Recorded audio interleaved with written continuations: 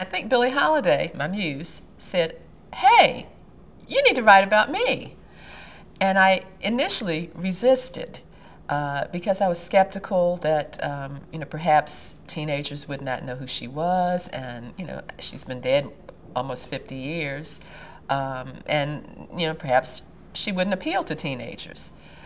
But then I went to a museum in Baltimore called Great Blacks in Wax. And I was standing at the Billie Holiday exhibit when an 8th grade girl walked up and said, "Ooh, Billie Holiday." And I looked at the girl and I said, "How old are you?" And she told me how old she was. And then I said, "And you know about Billie Holiday?" And she said, "Yeah, she could really sing." And then I looked at Billie Holiday and I thought, okay, I'll do it. So that's how the project came to be.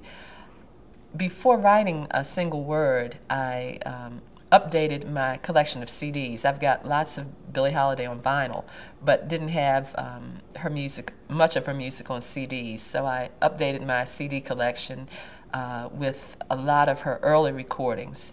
And I listened to those recordings on my 100-mile commute to work every day for about 2 or 3 months. Then after my semester was over at Fayetteville State University, I got down to the business of reading some biographies of her and some oral histories, and actually doing my research. As I did that research, episodes of her life suggested musical backdrops for different things that happened to her. And I decided that the poems that I wanted to write about Billie Holiday's life would be titled after her songs.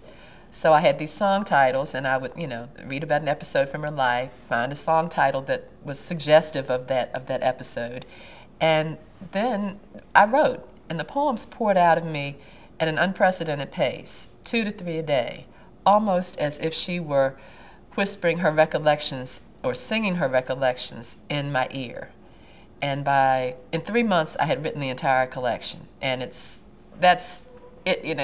about 80 poems, I think. But I'd never written anything that fast, not even a picture book. And when I submitted it, something else amazing happened. Not 24 hours after submitting it, the editor called and said he wanted to acquire it. So it's almost as if Billie Holiday said, "I told you so. I told you so."